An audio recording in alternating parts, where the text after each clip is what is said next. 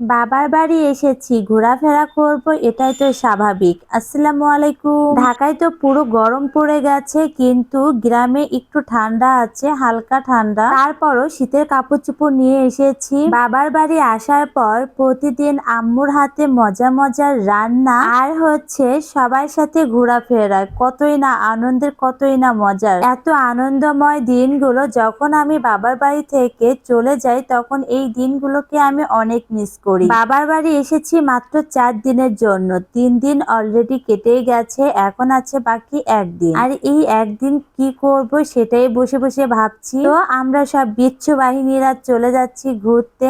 আমার বাবার বাড়ির পাশে একটা রিসোর্ট হয়েছে নতুন, এখানে সবাই একবার একবার করে ঘুরে গেছে, কিন্তু আমারই আসা হয়নি। সেজন্য আজ আমিও চলে আসলাম এই রিসোর্টে। কিন্তু এখানে আসবোই যেহেতু, একটু সকাল সকাল বের হলে মনে হয় ভালো হতো, কিন্তু আমরা মেয়েরা একটু লেট, এটা তো স্বাভাবিক, সবাই জানে। রেডি হতে হতে বিকাল বানিয়ে ফেলেছি, আর আস্তে আস্তে অর্ধেক ঘুরতে না ঘুরতে আমাদের সন্ধ্যা হয়ে গেল। আমি তো ঘুরতে আসি মূলত আমার 2 মেয়ের জন্য, ওরা একটু ঘোরাফেরা পছন্দ করে, আর ঘোরাফেরা করলে ডানা মিলে উঠতে পারে, এই সব কিছু ভেবে আমি ঘুরতে আসি। আজ আমাদের সাথে এসেছে নতুন বউ আর আমার ভাগ্নি। আজকে রিসোর্টটা আমরা পুরোটা দেখেছি আর সব জায়গায় ঘোরাফেরা করেছি, কিন্তু এখানে আমার একটা ভুল হয়ে গেছে। আমি প্রথমে রাইসা মুনকে কেন খেলনায় বসাইনি, নাগরদোল্লা, এখানে অনেক রকমের খেলনা আছে, আমি ওদেরকে বলেছি আম্মু আগে আমরা ঘুরে আসি, তারপর তোমরা এই রাইড গুলো উঠো।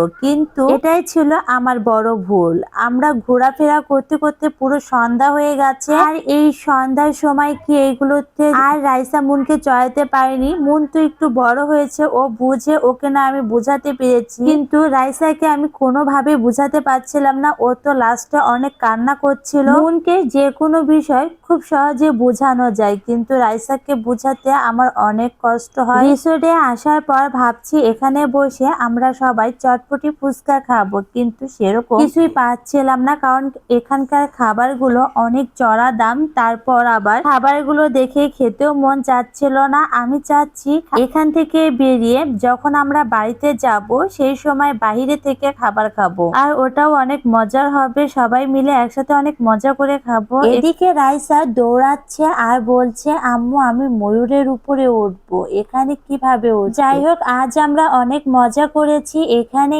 এসে সন্ধ্যা হয়ে যাচ্ছে, ঘোরাফেরা করতে করতে অনেক কথা বলে ফেলেছি, আজ আর কথা বাড়াবো না। আজ এই পর্যন্তই, আল্লাহ হাফিজ।